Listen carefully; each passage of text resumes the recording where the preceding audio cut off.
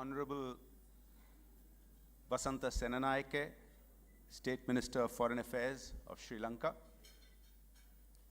Honorable Shankar Bairagi, Foreign Secretary of Nepal, Honorable Preeti Saran, Secretary East, Ministry of External Affairs, India, distinguished delegates. In the audience, we have also Minister of State, MEA, Shri V.K. Singh ji, and other colleagues. I welcome you all to this session on BIMSTEC, the Bay of Bengal Initiative for Multi-Sectoral Technical and Economic Cooperation. I would like to start by saying that within our neighborhood, within the immediate neighborhood as well as the extended neighborhood, we see the entire spectrum of how regional cooperation initiatives work and don't work. If you go slightly beyond our immediate neighborhood, in the extended neighborhood, you have ASEAN, perhaps one of the finest examples of cooperation, regional cooperation for trade, development, and the upliftment of many millions of people. And closer home, of course, we have seen the belied hopes of the SAARC initiative for reasons which are well known and don't need to be gone into here. And in that sense, BIMSTEC is particularly important because it serves as a bridge between these two, between SAARC nations and ASEAN nations. As Prime Minister Modi has said, BIMSTEC is a natural platform to fulfill our key foreign policy priorities of neighborhood first and act east. And unlike other regional blocs, BIMSTEC is sector-driven. So each country leads a cooperative organization, and in this, India leads in transport and communication, tourism, and counter-terrorism, and transnational crime. But ironically, in these 20 years, BIMSTEC has had only 3 summits, but it got a boost last year when, along with the BRICS BIMSTEC summit in 2016 in Goa, leaders unequivocally condemned terrorism, and the many projects that BIMSTEC is based upon are beginning to look like some of them are taking off. It's important to note that post the global economic crisis in 2008, BIMSTEC countries have maintained an annual growth rate of 6%, which is no mean feat considering the dips that many countries around the world faced. With a collective population of 1.6 billion people and a combined GDP of approximately $3 trillion, this is a very significant bloc. But as I mentioned earlier, the potential has not fully been tapped. If we look at figures from just 2 or 3 years ago, the intra-regional trade within BIMSTEC countries was 2.86% of global trade. And even compared to SAARC, which has a 7% figure, not to mention the really high-performing blocks such as ASEAN, which has 29%. It shows you the scope that BIMSTEC has. Infrastructure is a key shortcoming, but also a key opportunity. The ADB, the Asian Development Bank, has pointed out that lack of transport infrastructure has slowed down rapid growth of some of the BIMSTEC countries.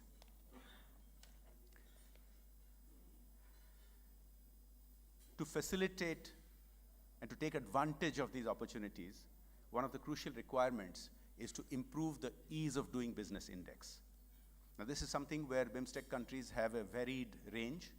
India has shown a dramatic improvement just last year, rising 30 points on the World Bank's Index of Ease of Doing Business to get into the top 100 for the first time. But within this bloc, the best are held by countries like Thailand, which is at 26 on the Ease of Doing Business Index of the World Bank. And if you take Bhutan, it's at 75. I could go on and talk about this, but we have very interesting speakers to listen to. And without further ado, I'm going to ask them to make their opening remarks. And time permitting, because we will have to end at 3 o'clock, we'll take some questions and hopefully also some audience questions. So thank you all for being here at this very crucial session. And to begin with, I'm going to request His Excellency Vasantha Senanayake, State Minister of Foreign Affairs of Sri Lanka, to make his opening statement. Thank you.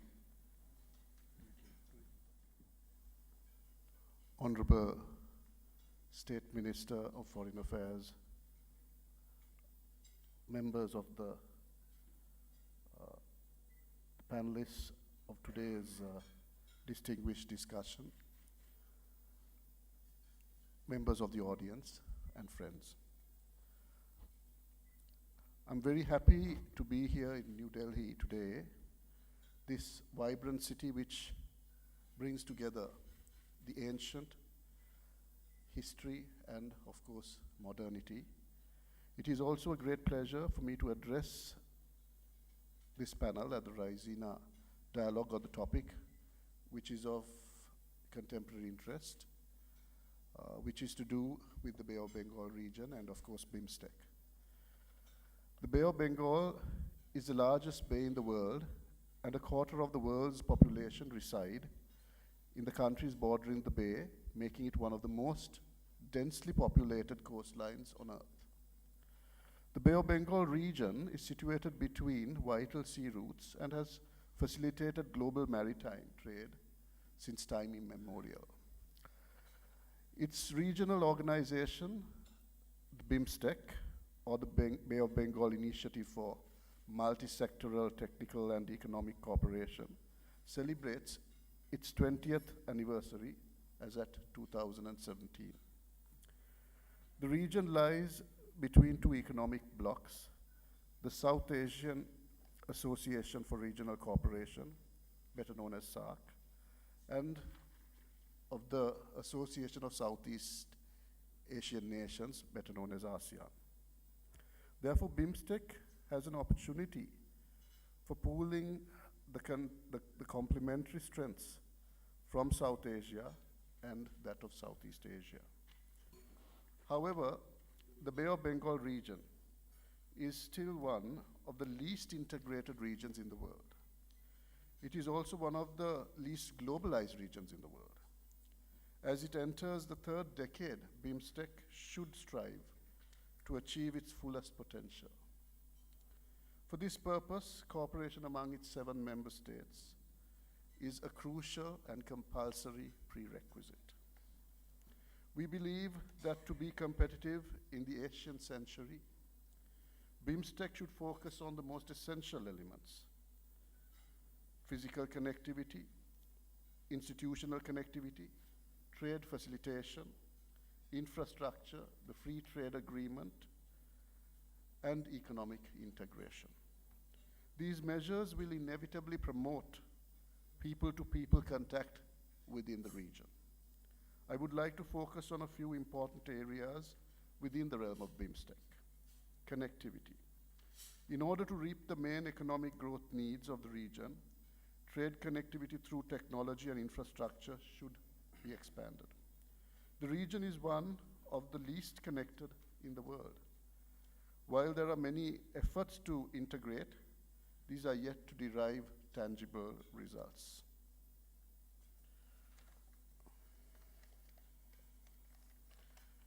Technology. Similarly, it is also an important element as physical connectivity is the strengthening of digital connectivity. Technological innovation and information communication technologies represent a key to foster economic development, improve levels of education and training, as well as address gender issues which are so prevalent in our region. Food and energy security.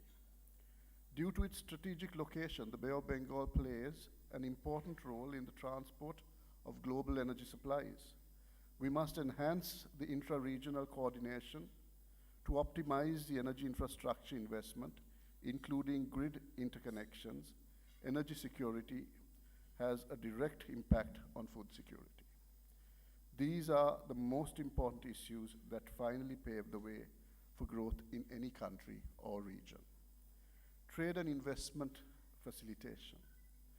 Today, the Indian Ocean region is recording fast growth in terms of economic and productivity. The Bay of Bengal region is very much a part of this nexus. We must collectively work towards reducing barriers to trade and working on further trade liberalization. The proposed BIMSTEC free trade agreement is a stepping stone for the region to realize economic integration. Reflecting the increasing appetite in the region for greater economic integration, BIMSTEC members have already entered into several bilateral and regional free trade agreements in the region, such as the ASEAN FTA, ASEAN-India FTA, RCEP, the Regional Comprehensive Economic Partnership.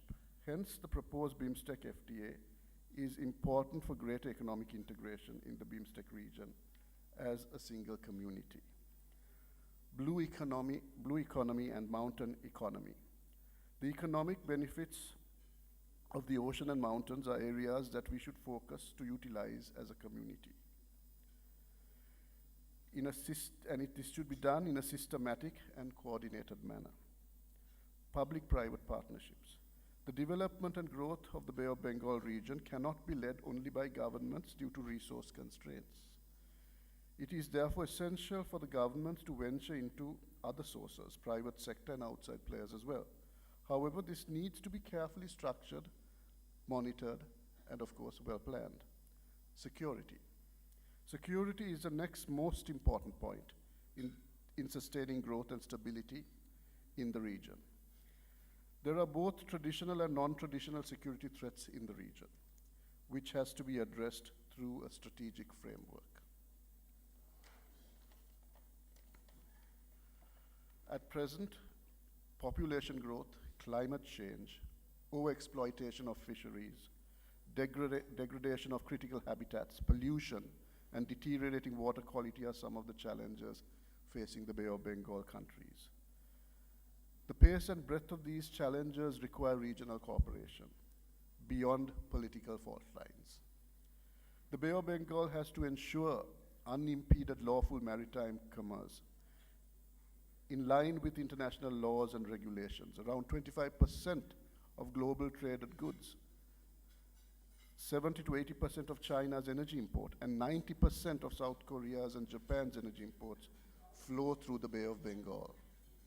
Sri Lanka has taken a clear stand in this regard to promote international principles and values like freedom of navigation and rules-based order in the region. It is not only in the short-term interest of gaining economic benefits, but also for the long-term interest of the region, its stability, security, and inclusive growth. Other issues. India, being the largest economy in BIMSTEC, can play a vital role in its success. India's External Affairs Minister, Sushma Swaraj, during the ministerial meeting held in Kathmandu, and whom I had the great honor in meeting in August 2017, observed that for India, BIMSTEC is a natural choice to fulfill their foreign policy priorities of neighborhood first and act east. India's renewed interest in BIMSTEC can impart a fresh dynamism into all areas of cooperation under BIMSTEC. BIMSTEC should also actively engage in outreach activities to gain from similar organizations and UN agencies to increase its capacity on a subject or issue basis, for example. In the field of Indian Ocean maritime safety and security, it may create links with the Indian Ocean Rim Association, IORA, the International Maritime Organization, IMO, and other relevant institutions in this field for exchange of information, best practices, and complementing implementation of decisions through concerted action in achieving common goals. It is also of great significance since, as a region, and the regional organization representing our region, SAARC, has failed to, for obvious reasons, which we don't need to delve into to achieve the objectives for which it was set up. I think BIMSTEC can, to a great degree, fill that void or take us where SARC was somehow unable to take us. Sri Lanka is scheduled to assume chairmanship of BIMSTEC in 2016 after the 5th summit of BIMSTEC leaders in Nepal. We're looking forward to working with other members to make BIMSTEC more focused to fulfill its objectives. Before I conclude, I would like to thank the Observer Research Foundation for inviting me to this panel. The last 2 days of the Raisina Dialogue have been very informative. I thank you for the opportunity. Thank you.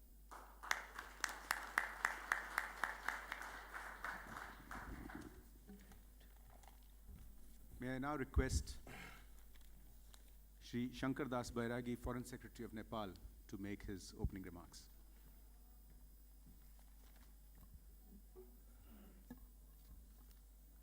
Good afternoon, namaskar. Honorable Moderator, Honorable Minister of State, Sri Lanka, Secretary Pritiji, and I also recognize the presence of Minister of State of India, External Affairs of India, distinguished guests, ladies and gentlemen. Let me begin by thanking the Minister of External Affairs of India and the ORF for organizing India's flagship conference. I think this is the third in series, and for the kind invitation extended to me to speak to a few words today. The theme is topical and relevant. The world has witnessed the waves of liberalization, privatization, and globalization.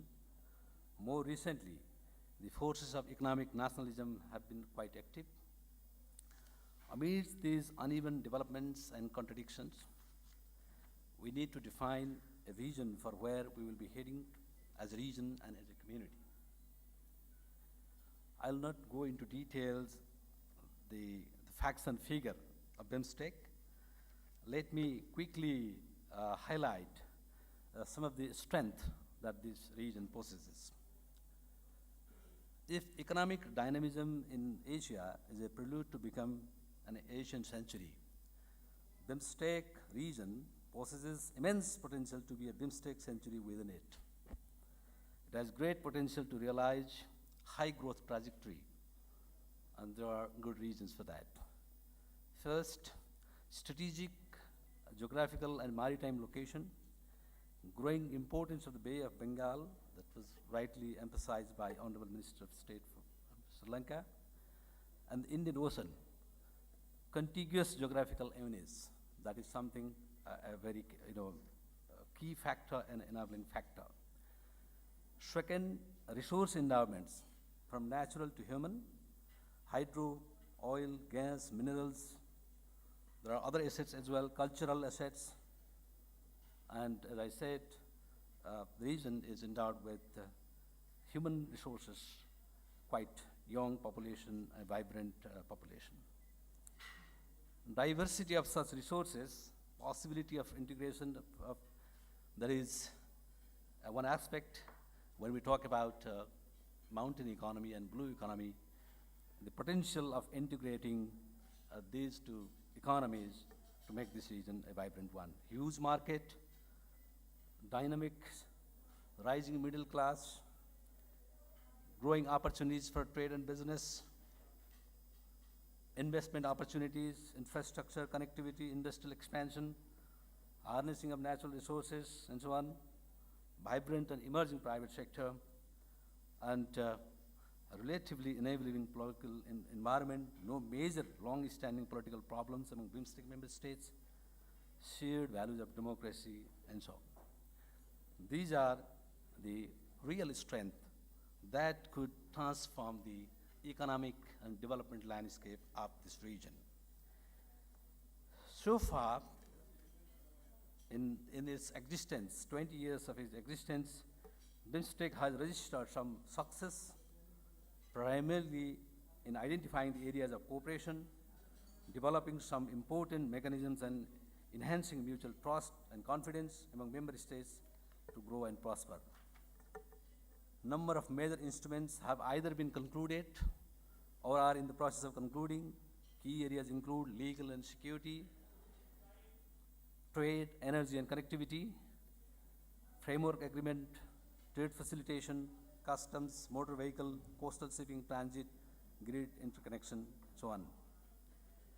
Intra-regional connectivity has received high priority for smooth cross-flow of peoples, goods, services, and technology and ideas to enhance inter-regional trade and tourism, cultural interaction, and to develop a sense of solidarity and oneness among the people in the region. BIMSTEC underlines seamless connectivity in 5 areas, namely transport connectivity, trade connectivity, investment connectivity, energy connectivity, and people-to-people connectivity. Digital connectivity is also gaining traction in recent age. Despite all these potentials and strength, we must acknowledge that our pace of cooperation has not been satisfactory. Scale, scope, and speed of cooperation have not matched the potentials. So what has held us back? I'll call them barriers. For a success of any regional organization, for any meaningful integration, first of all, we have to have a clarity in our mind about our future course, destiny, where we are heading towards.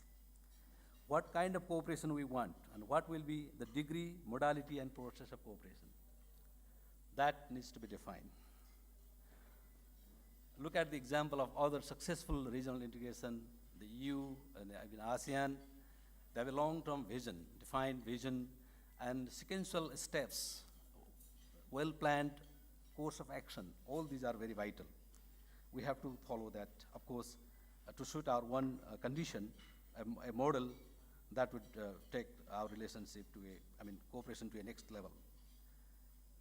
This poor connectivity, Honorable Minister emphasized in his remarks that this region remains one of the least integrated regions in the world. Member state, even they do not have direct air connectivity between them. The greater the integration, the greater the prosperity. I think this message should be sent across the region well. And often, we are oversensitive about our borders, deemed more as barriers than the line of facilitation.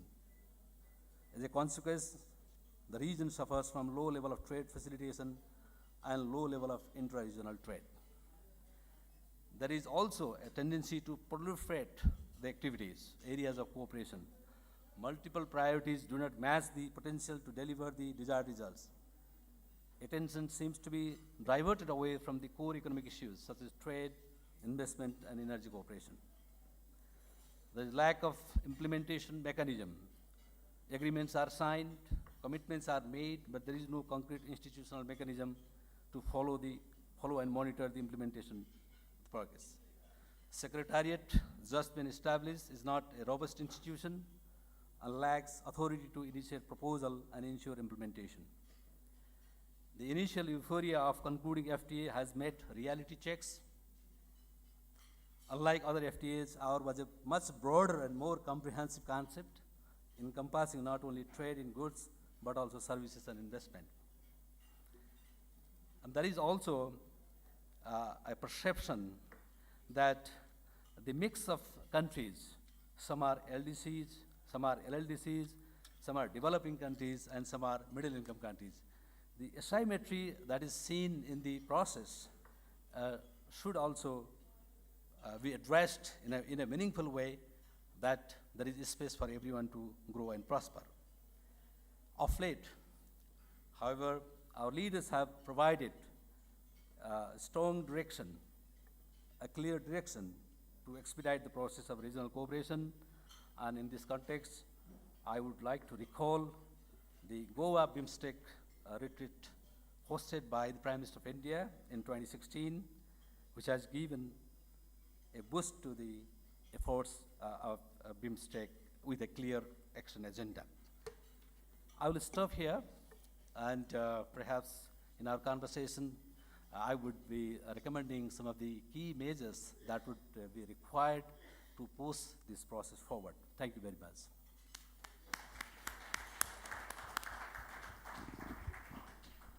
May I now request Srimati Preeti Saran, Secretary East, Ministry of External Affairs, India, to make her opening remarks.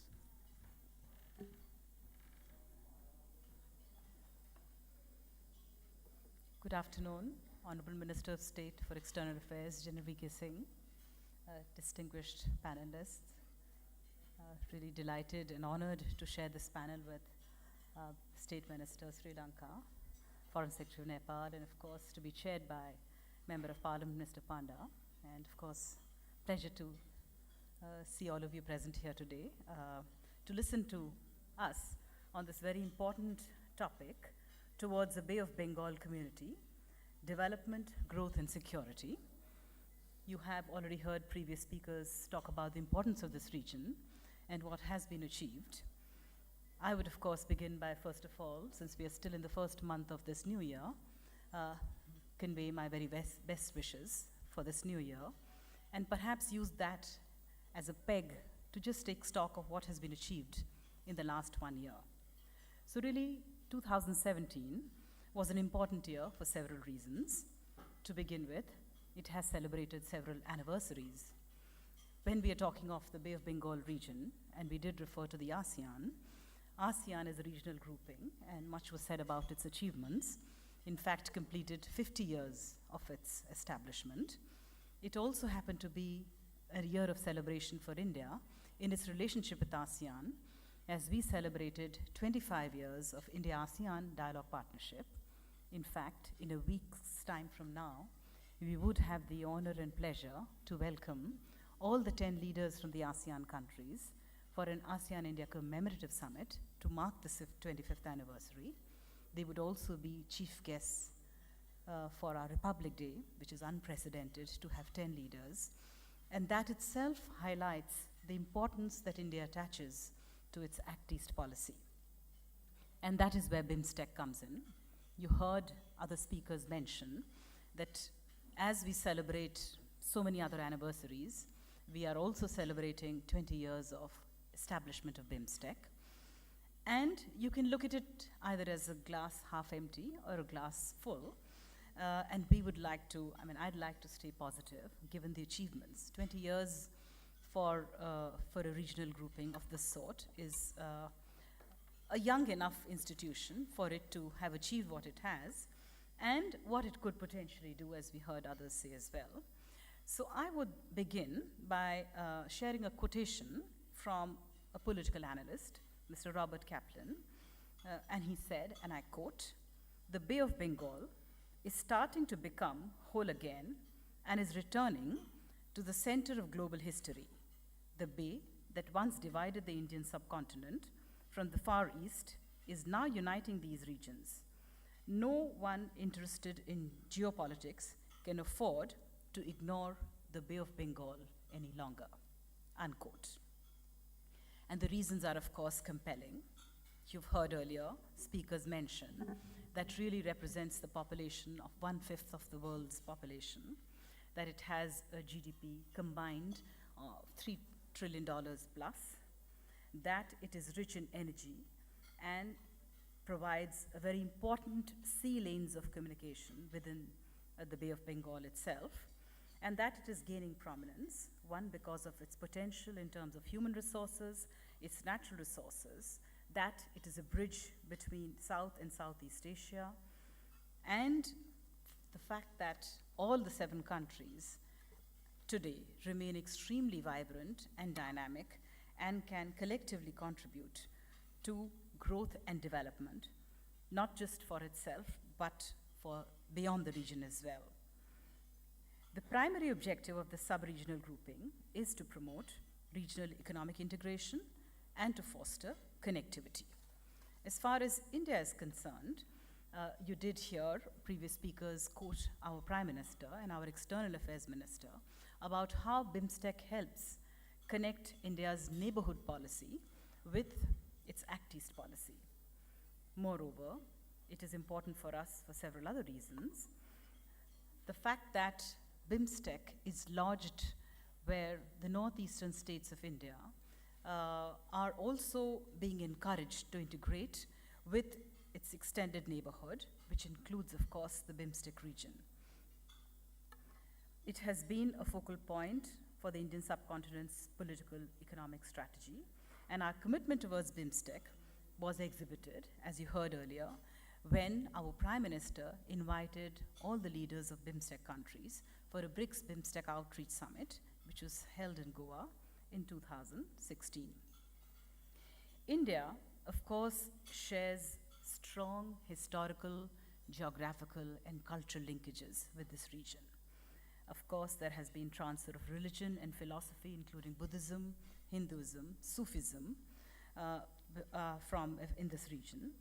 India is growing today at an unprecedented rate, and under our Act East policy and our neighborhood policy, we are committed to making our neighbors a stakeholder in our growth, in this growth story. Therefore, India has an important role to play, and we are prepared to play that role. Foreign Secretary Mr. Bairagi mentioned about the fact that there are different countries in this grouping at different levels of development, and I'd like to here emphasize that India is prepared to play more than its a role in ensuring that BIMSTEC as a regional grouping not only thrives, but that it works together for the benefit of mankind, for the growth of our region as well. Our primary objective in this region has been to achieve greater connectivity, of greater trade, of greater people-to-people contact, and of course to promote sustainable use of resources, which was stated by our leadership as well. As connectivity is at the heart of BIMSTEC, India has been striving hard to deliver results.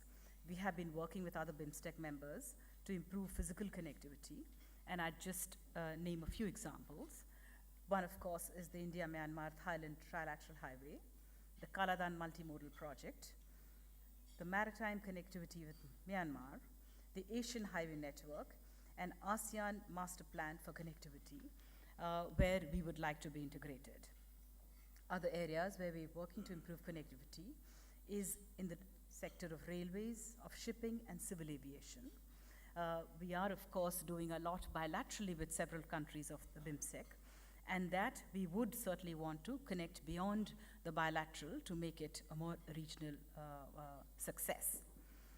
For example, we are developing a new port in Sitwe in Myanmar, and we are engaging not just in the Bay of Bengal countries, but beyond, and focus on strengthening our efforts at other initiatives that complement and are in coherence with what is already being undertaken in the BIMSTEC context.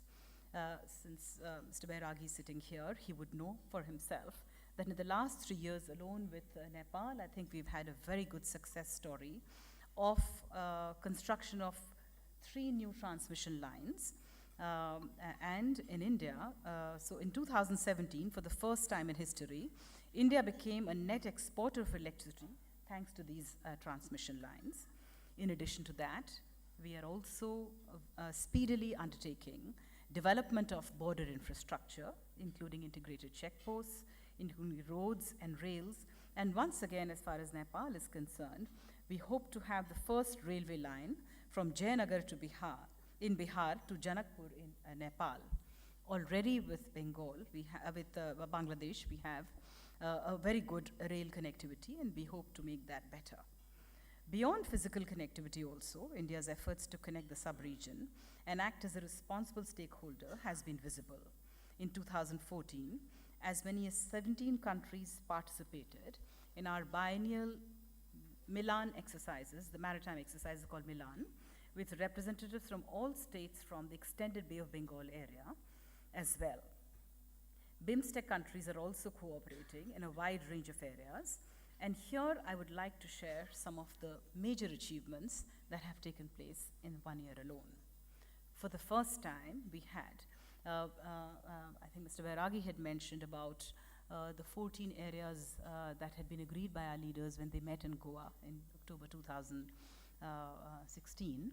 And I think Mr. Panda did mention about connectivity, about the fact that the challenges that we face of poor infrastructure connectivity, of terrorism, of transnational crimes. These are all our collective challenges. And really to meet those, we have in the last 1 year done some major activities which I think will help in moving this particular regional grouping forward.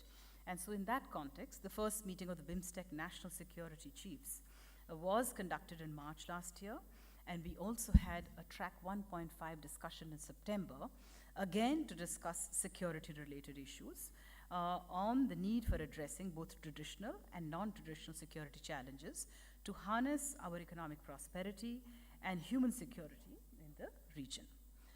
A second boost was the establishment of the first meeting of disaster management, where India hosted the BIMSTEC disaster management exercise, which was inaugurated by our Home Minister in October last year. And it had the participation of experts from the entire region who looked at how we could cooperate together on issues of natural disasters, since all of us have been victims of natural disasters and prone to natural disasters. A third important achievement was the establishment of a BIMSTEC network of tour operators, followed by yet another tourism-related activity that was held in one in Kolkata and then in Guwahati, once again to identify specific areas where our tour operators could do thematic tour promotions, including one of a Buddhist circuit, of allowing tourists to experience our rich and shared civilizational heritage. And India further liberalized its tourist e-visa norms, which would make it easier for foreign tourists to visit our neighboring countries when they are on a trip to India. In December last year, we'd organized a Bodhi Parv in New Delhi, which was extremely well received, once again to highlight the important cultural heritage which could be showcased as for tourism purposes. Yet another very important aspect of promoting tourism, and we talk about blue economy, have been discussions within our BIMSTEC forum of developing a cruise ship to be able to undertake a tourist activity within the Bay of Bengal. Yet another very important achievement of last year, and I think I mentioned that earlier, was a track 1.5 Security Dialogue Forum, which was held in Delhi in September last year. Clearly, BIMSTEC has immense potential, and our efforts today will bear fruits for member countries tomorrow. At the same time, we still need to overcome obstacles to achieve optimal success and realize the full potential of BIMSTEC. Low regional integration, a dearth of infrastructure, especially transport connections, and weak connectivity among BIMSTEC member countries hampers the growth of our region.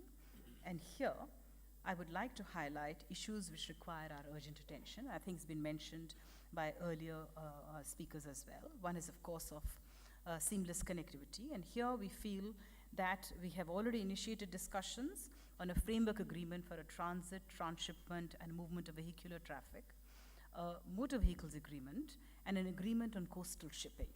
Now, these three soft agreements, in my opinion, will be extremely important in enhancing whatever physical connectivity-related infrastructure that is already underway. I think Foreign Secretary of Nepal had also mentioned about the free trade agreement. Yes, negotiations have stalled, have gone off and on again, but I would like to say that India remains very committed to making it move, make it more comprehensive, to include services and have investments in it.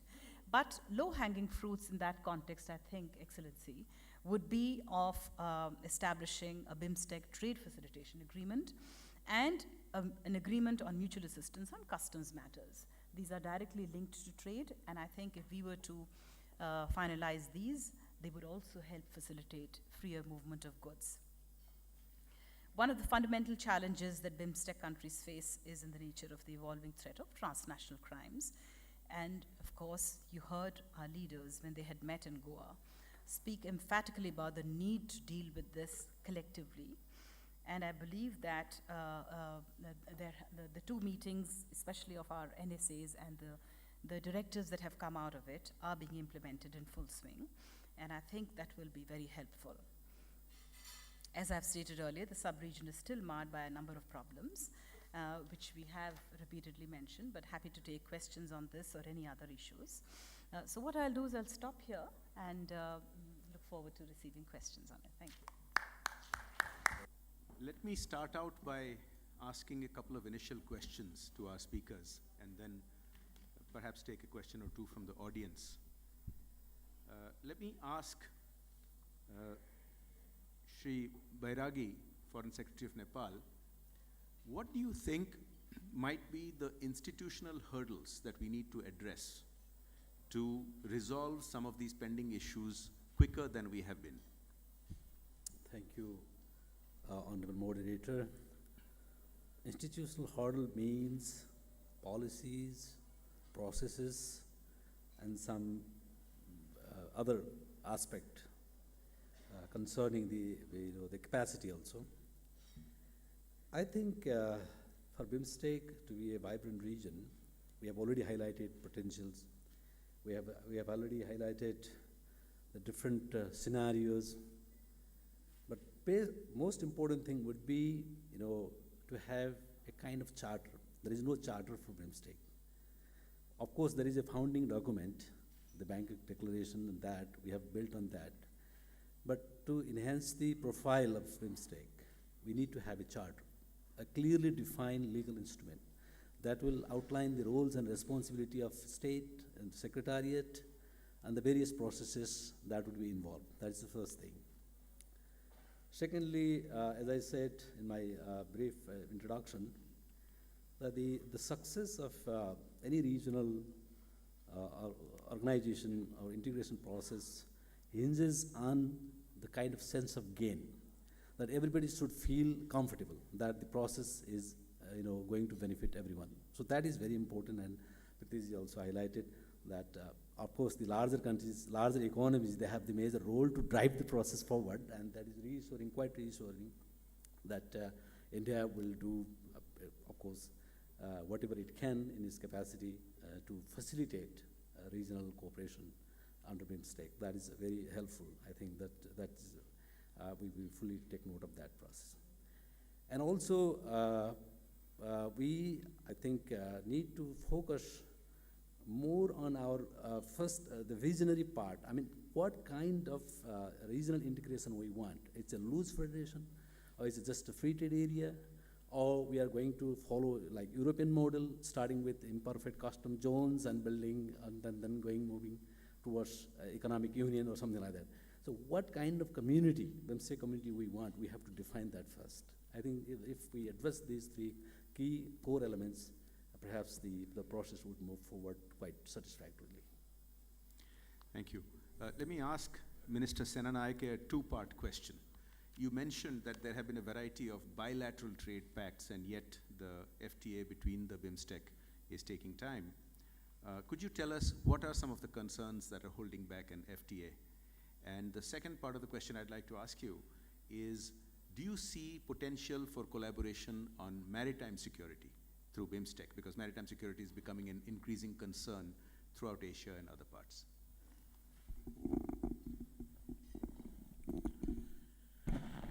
Yes, I think the difficulty really is because each country is at a different stage and at a different level. And I think this is one of the biggest hurdles we need to overcome. We need to think of BIMSTEC as something beyond borders. It should not be country A, country B, country C. It should be a common regional aspiration. And I think the best model to look at is really the ASEAN model of how each one really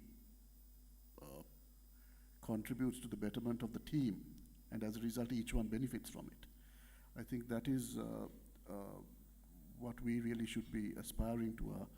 Our goal should be really to see that the region wins, and when the region wins, we individually win.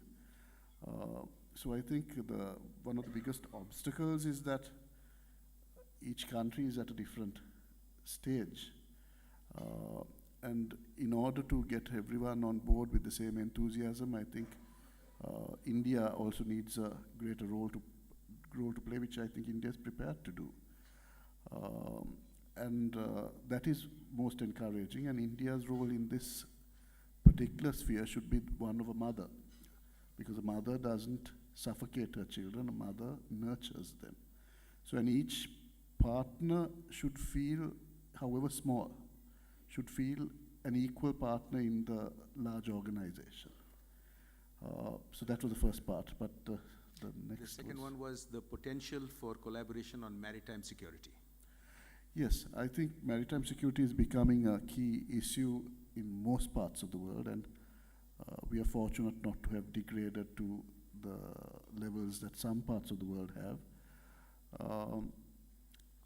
Maritime security has many, many different features, from piracy to drug trafficking to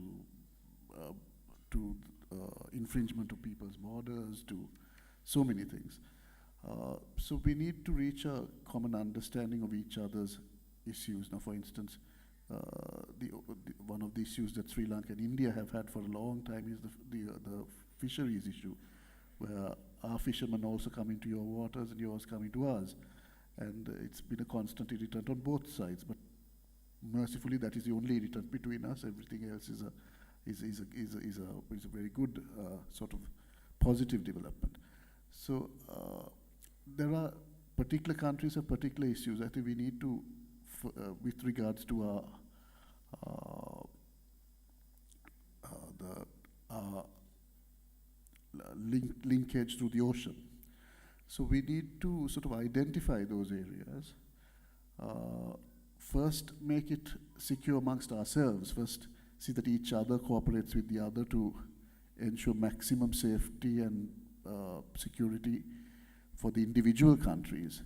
Then, as a bloc, to see that our waterways are not abused, and abuse could be in so many ways. It could be a pollution-related issue. It could be the using of our waters in to do various things which are not in the spirit of the law. So many ways. So first, we need to work out a sort of understanding between us, and then we need to take it globally to safeguard our regional security. And it is a very wide region. If you look at it, it covers the coastlines of India on both sides, or particularly on one side, but Sri Lanka, the Sri Lankan part of it, then the Thailand part of it, the Indonesia part of it, but so it's a very large region to patrol as well. But it needs, I think it needs not only the BIMSTEC countries, but it needs other countries like Indonesia, Malaysia, which also have a greater part in that entire Bay of Bengal region to come on board. Thank you. Let me ask Ms. Saran an infrastructure-related question. You mentioned one of the success stories in recent months with the breakthrough in transmission lines to Nepal. And BIMSTEC has very ambitious plans. You mentioned the Asian trilateral highway between India, Myanmar, and Thailand. There's also, of course, the Kaladan multimodal transport project. And we have domestic projects on a very large scale, Sagarmala, which will also impact the BIMSTEC region. What are the hurdles that are holding back some of the other projects from proceeding as fast as, for example, the transmission lines to Nepal? What could we do to unclog some of these projects? Well, different infrastructure projects naturally have their own challenges. And so there is no one-size-fits-all kind of an answer to each of those. So if you look at the trilateral highway, the construction of various bridges that has been underway, it took a little while for those projects to take off. One, because of difficult terrain, and there were issues of finding the right contractors, etc. But finally, I believe the project is on course, and we hope that by 2019, in fact, that particular project would be completed. Coming to the Kaladan multimodal project, as you go through the process of implementation, there are issues that come up which have to be dealt with. When you talk about the transmission lines, Ambassador Bairagi is sitting here as well. I'm sure he'll give his own perspective, I think. But when you are doing projects across borders, it must It takes two to clap, two to tango, and so it requires, I think, first and foremost, the political will, which I think is there. And then when it's across borders, you have to face challenges of construction both ways. And I think if we continue to remain closely coordinated on both sides and meet frequently to be able to solve differences, views, there are some simple issues about land, availability of land for construction projects, and these get sorted out as we move along. But I would say that we are on track, and it just requires, one, political will, and two, the ability to implement it on time. Thank you. I think we have time for one or two quick questions from the audience. I see a hand up there already. Can we get a microphone there? And another one here. So I think we'll just keep it to those two questions. Would you introduce yourself and ask a brief question or make a brief comment, please? Thank you so much. My name is Peter Topichkanov. I'm from Moscow, from IMMO, and from Stockholm-based CIPRI Institute. Secretary Bairagi, you mentioned that the phrase, we do worry about borders in the context of your talk about BIMSTEC region. Could you please give some details about what the main worries are in the region, and if other panelists add to this something? And for Secretary Pandey, if you could add also about the situation on the border issue with Bangladesh in this context and how you see it can be resolved, I would be very appreciative for that. Thank you so much.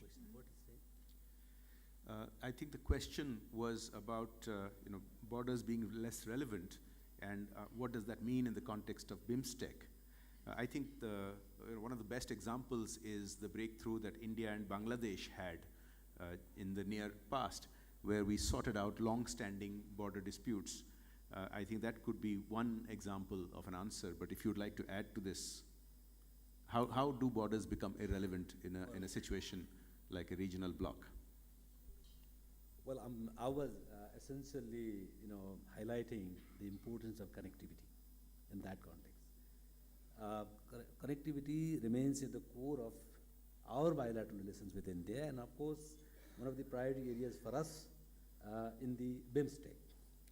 And beyond that, we also have BBIN, that's Bangladesh, Bhutan, India, Nepal network, the sub-regional grouping.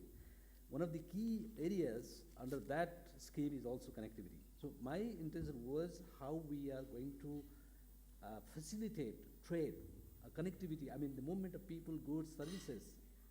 That was the essence of my presentation. We tend to oversensitize sometimes the borders. Of course, there are valid security reasons. Nobody can compromise on security issues, but there are smart ways of handling the security issues and also facilitating at the same time trade and the flow of investment. Would you introduce yourself? Yes, Jonathan Ward from Atlas Organization. My question is for the Foreign Secretary from Sri Lanka, Mr. Senanayake. I had the honor of visiting your country for the Colombo International Maritime Conference in 2016, which was excellent and really showcased the economic potential of the Indian Ocean region as a whole. So my question is, you have existing institutions, Indian Ocean Rim Association, et cetera, but is there a need for new or different institutions that would help to unlock the economic potential of the region or its interconnectivity? Also a question for Foreign Secretary East, Ms. Saran, which is there a need for new institutions that would be helpful to facilitating India's rise within the Indian Ocean region?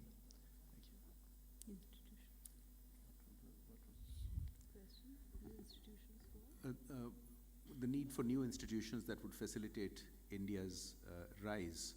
And I didn't quite get the first question either, if you would repeat that briefly for the Foreign Minister. Similar thing, just what are the limits of current institutions such as the IORA, and is there a need for new ones? What are the limits of current institutions like IORA, and what are the implications, I suppose, for BIMSTEC? There are no limits to BIMSTEC. I think we are free to regulate where BIMSTEC would take us. It is up to us to sort of come up with a framework, come up with a plan. And in fact, in my speech, what I was suggesting is as a regional bloc, if we can't achieve what we want to, through SAC, we can even make BIMSTEC really the regional association that replaces SAC, because we cannot indefinitely hang on to a regional organization that doesn't move forward. That doesn't mean that Sri Lanka won't try its hardest to have SAC move forwards. But as far as other organizations that would limit BIMSTEC, I don't think there is any such thing. It is really up to the country is concerned to take BIMSTEC where it wants us to go as a region. Thank you for the question. And yes, I'd like to absolutely agree with State Minister from Sri Lanka that there are no limits to BIMSTEC. And coming to the other specific question about whether there's a need for other additional institutions, I would say yes and no. We should, of course, make the most of the existing regional groupings that we are already members of, and which is what we are trying to do. We have a certain element of discussions that takes place in the IURA context. And likewise, when it comes to BIMSTEC, of course, it must have the full approval and consensus of all the participating countries. And so BIMSTEC will move where it will, depending upon the pace at which its membership would like it to move. And I would like to say that as far as BIMSTEC specifically is concerned, the fact that currently it is such a dynamic, it is a group of such dynamic countries, that youth is on our side, that it is an issues-free relationship, there are really no issues that hamper or come as impediments for the grouping to realize its potential. And the fact that there is political will to make it move forward, I think are very positive elements for this one to move forward. For the need for additional groupings or come up with new arrangements, these are dynamic processes. This is an age where you would have heard my minister speak day before yesterday, where she did mention that where globalization is coming under some threat and stress, newer groupings, newer arrangements come up depending upon the requirements. And so if there is a requirement, it is also bilaterals, trilaterals, plurilaterals, minilaterals are emerging processes, and we welcome our participation in each of these depending upon what our priorities and requirements are. Thank you. I'm going to ask the speakers to make closing comments, maybe in a minute or two each. Let me go with Foreign Secretary Bairagi first. Thank you.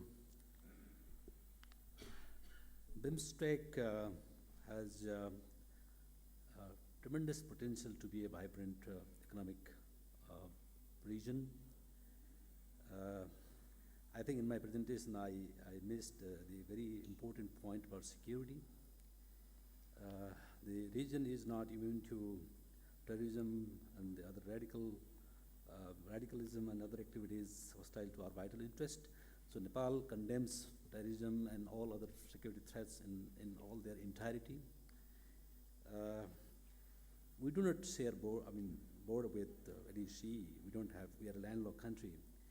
But the security of maritime route is very important for us as well, because most of the traffic, the trade of cargoes, the consignment takes place through Bay of Bengal, and government of India's generosity we've been utilizing for port facilities. And in that context, I think I should underline that the security of maritime port is equally important for us. So we do not have direct border with the sea. And secondly, well, of course, we should explore further opportunities